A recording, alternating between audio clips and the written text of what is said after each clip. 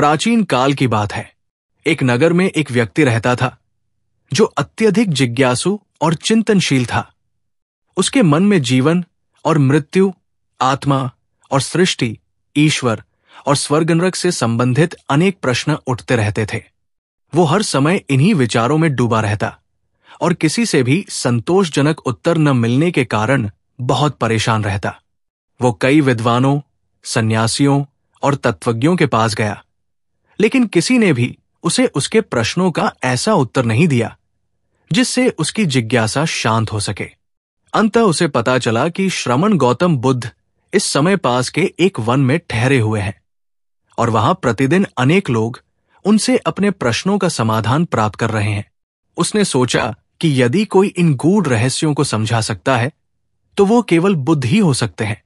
ये सोचकर वो व्यक्ति बुद्ध से मिलने चल पड़ा। जब वो व्यक्ति बुद्ध के पास पहुंचा तो उसने देखा कि बुद्ध को अनेक लोग घेर कर बैठे हुए हैं। वे विभिन्न प्रकार की समस्याएं लेकर बुद्ध के पास आए थे। किसी को दुखों से मुक्ति चाहिए थी, किसी को मन की शांति, किसी को संबंधों में उलझने थी, तो किसी को धर्म और सत्य की तलाश थी। बुद्ध अत्यंत सहज भाव से सभी के प्रश्नों का उत्तर दे रहे थे। वे न तो किसी से ऊबते थे, न ही किसी को टालते थे। वे सबकी बातें ध्यान से सुनते और सरल भाषा में समाधान प्रस्तुत करते। वो व्यक्ति ये देखकर हैरान था। उसने सोचा, बुद्ध को इन सांसारिक बातों से क्या लेना देना? वे तो परम ज्ञानी और आत्मवान पुरुष हैं। इन्हें इन सांसारिक समस्याओं में उलझने की क्या आवश्यकता?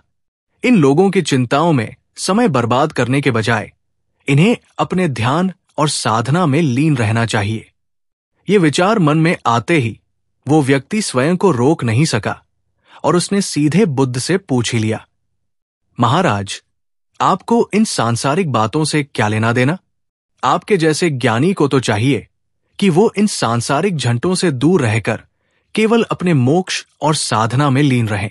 आप इतना समय क्यों व्यर्थ कर रहे हैं? बुद्ध मुस्कुराए और अत्यंत धैर्यपूर्वक बोले, मैं कोई परम ज्ञानी नहीं हूं, मैं भी एक साधारण इंसान हूं जिसने संसार के दुखों को देखा और महसूस किया है। व्यक्ति उनकी बात सुनकर चकित रह गया। उसने सोचा कि बुद्ध जैसे महान व्यक्ति ये क्यों कह रहे हैं कि वे ज्ञानी नहीं हैं। वो कुछ और पूछता, इससे पहले ही बुद्ध ने आगे कहा, ज्ञान वो नहीं जो केवल अपने लिए हो, ज्ञान वो होता है जो औरों के काम आए। यदि मेरा ज्ञान मुझे आत्म केंद्रित और घमंडी बना दे, यदि मैं स्वयं को ही सबसे श्रेष्ठ समझूं और दूसरों की परेशानियों की परवाह न करूं, तो फिर ऐसा ज्ञान किस काम का? ऐसा ज्ञान तो अज्ञान से भी बुरा है। बुद्ध ने आगे एक उदाहरण दिया।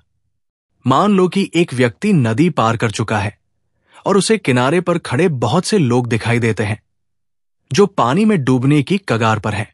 अब यदि वो व्यक्ति ये कहे कि मैंने तो नदी पार कर ली, बाकी लोग अपनी चिंता खुद करें, तो क्या यह सही होगा? नहीं।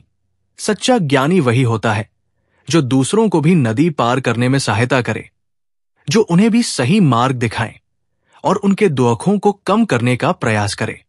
बुद्ध के ये वचन सुनकर उस व्यक्ति की आंखें खुल गई। उसे समझ आ गया कि ज्ञान का उद्देश्य केवल आत्मोद्धार नहीं है, बल्कि लोक कल्याण भी है। बुद्ध की बातें सुनने के बाद उस व्यक्ति की सारी उलझनें समाप्त हो गई। अब उसे अपने प्रश्नों के उत्तर मिल गए थे। उसने महसूस किया कि सच्चे ज्ञान की पहचान यही है कि वो केवल स्वयं के लिए नहीं, बल्कि पूरे समाज के लिए लाभदायक हो। उस दिन से उस व्यक्ति की सोच और आचरण दोनों बदल गए।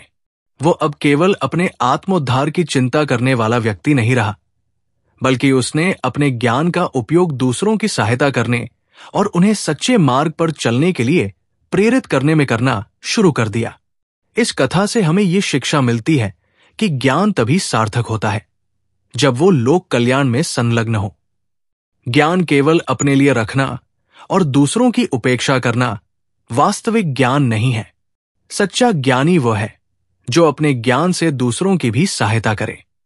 स्वार्थी ज्ञान जिसमें दूसरों की चिंता न हो, वो अज्ञान से भी अधिक घातक हो सकता है। बुद्धि और विवेक तभी मूल्यवान है जब वे समाज की भलाई में उपयोग किए जाएं। बुद्ध के इन वचनों ने हमें यह भी सिखाया कि जीवन का वास्तविक उद्देश्य केवल स्वयं की मुक्ति नहीं, बल्कि पूरे समाज को अज्ञान, पीड़ा और दुख से मुक्त करने में योगदान देना है।